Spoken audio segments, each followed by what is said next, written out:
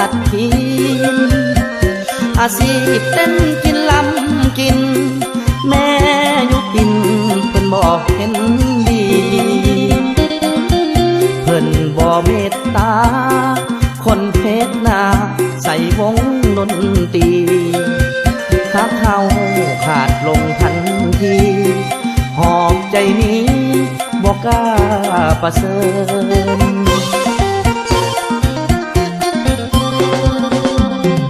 แม่น้องนั้นเพิ่นหูว่าอายสู่หาเงินหลายทางกลางเว้นเฮ็ดงานแน่นอังว่างกลางคืนห้องลำหาเงินหีบผมเงินคำหวังนำไปแต่งลูกสาวเพิ่นแต่ว่าแม่น้องเพิ่นเมินเพิ่นเลือกคนที่ดีไว้แล้วเหลือใจบุญอายบ่สมอานงอาชีพอายบ่มั่นคงขึ้นลงคงบ่พอแจวแม่น้องเพิ่นสั่งคนซื้อทอสร้างแต่ห่างทอแมวบัดนี้อายผิดหวังแล้วใจแป้วน้ำตาไหลลิน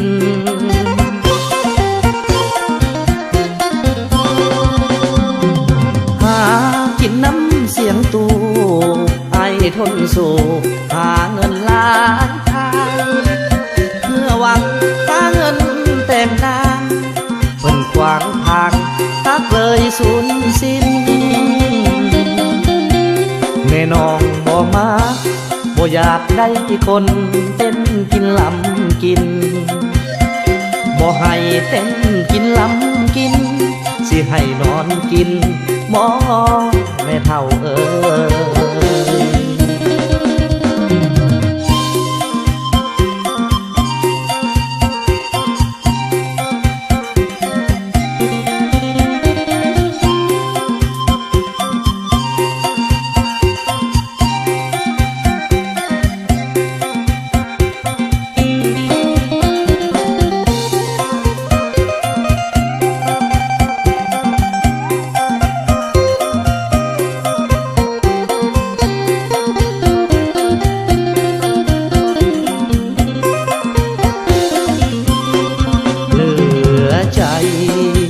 บุญอาย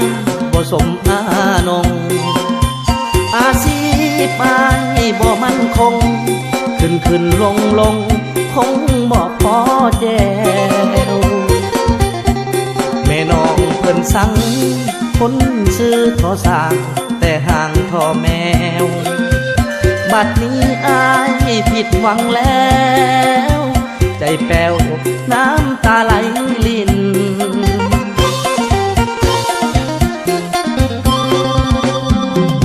หากินน้ำเสียงตูไอทนสู่หาเงินหลายทางเพื่อหวังหาเงินแต่งนางเพิ่นขวางทางตักเลยสูญสิ้น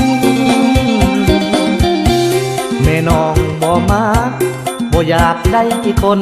เต้นกินลำกินบ่ให้เต้นกินลำกินสิให้นอนกินหมอแม่เฒ่าเอ้ย